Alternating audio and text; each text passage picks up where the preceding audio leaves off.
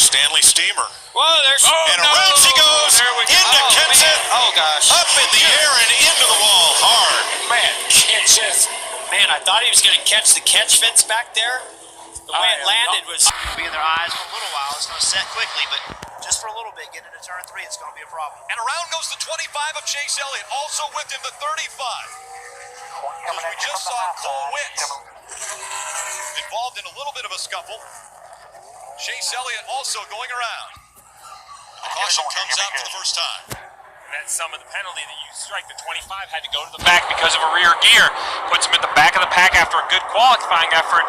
This is the issue with traffic at Darlington. It's so narrow, it's so easy to get caught up into an accident. You see the 34 also has damage. Brett Moffitt in the 34 with the damage on that car. A lot of sheet metal damage to the left rear. Already the left rear tire down. Let's take a look at what happened. Coming off turn 4, the 34 had trouble, had to get out of the throttle, and everybody behind him just didn't get slowed up enough. That's a typical Darlington wreck. That's probably not the last time we're going to see it. It's just so hard to see.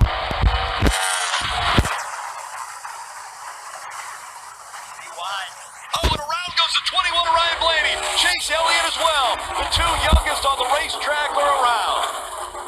I saw it 3 wide, and I wondered how in the world is that going to work, and it didn't. Chase Elliott actually looked like his car was relatively in control. The 21 lost control of his car first and had no choice as he went up the racetrack and caught barely in the left rear of the 24, sending him around as well. The track's just not wide enough for 3 wide. Everybody's trying to fight to get to the bottom, get as low as you can. Even if you're on the outside or in the middle, you want to get as low on the racetrack as you can. And there's contact early getting into the corner, and then they're just all in each other and out of control. Both of these young men are Chase grid contenders just above the yellow line. These points are going to start adding up that they lose. These restarts are so crazy. We've talked about it. You have to be aggressive. You have to make things happen. And this all started because everybody's trying to make something happen. 78 gets pulled around by the 4 car, slows everybody up. Now we're 3 wide going into the corner. Somebody's got to make a decision right here. Do I want to be 3 wide? 21 gets loose, gets into the side of the 24. Both of them have long leads. Oh, hang on, Kenny Wallace. Kenny Wallace spins coming off in turn 2. Gathers it back up. Looked like He was involved as well. It looked like there might have been some contact to start that. Seeing Kenny Wallace around. show you what happened to Kenny. Just looked like I thought there was some contact as he entered the corner, but it looked more like that he just got loose getting down in the corner there. Looked like Bubba Wallace was right there. Push on the bottom of the racetrack. Caution lights come right back out. Up into turn 1. The 16 of Ryan Reed and the 97 of Dylan Kwasniewski.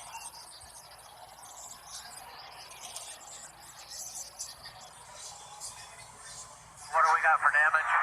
Left front is down. Got the wall pretty good here. Looks like the tire's down left side.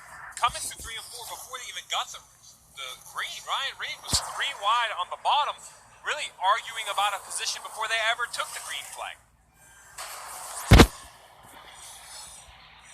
You see right here, this is coming to the green. Ryan Reed is 3 wide with the 97 and the 25 of John West Townley. You see, they try to get it sorted out. The 97 moves up, gets John West Townley, and they get back into the 16. They made it.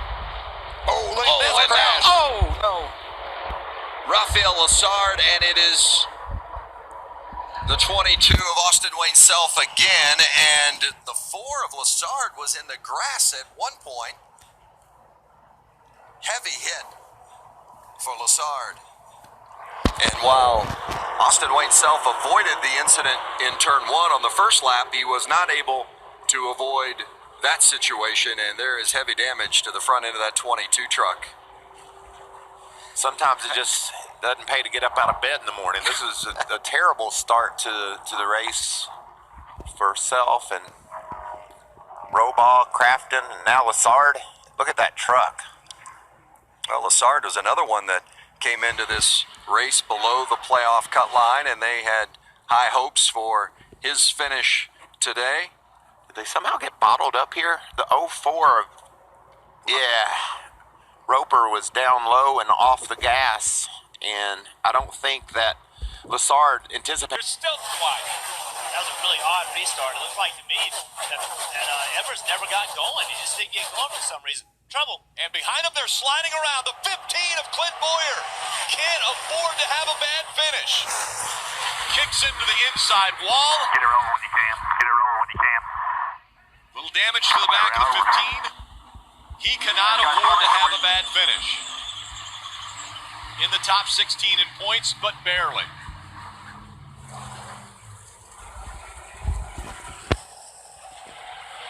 Take a look at what happened as they came out of turn number 2.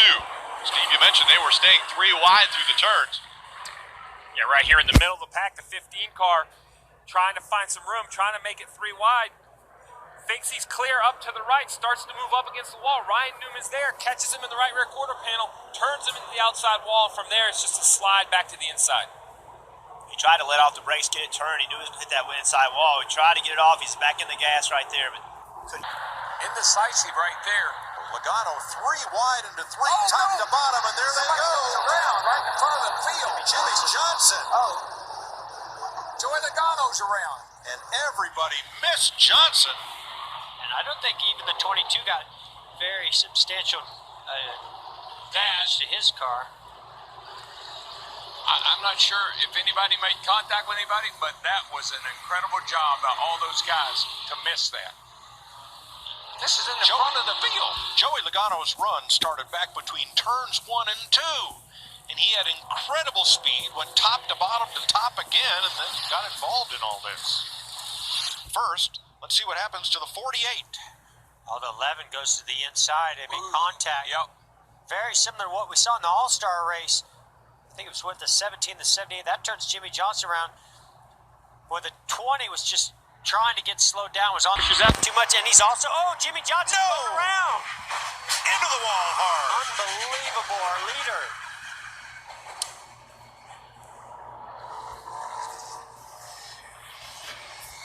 Shaking his head, boy, you know he's frustrated with that. Had such a great car, great race going on. Came up on some lap traffic there. Oh, yeah, you can see the 17 of Busher just gets a little loose, makes a little contact with the outside wall.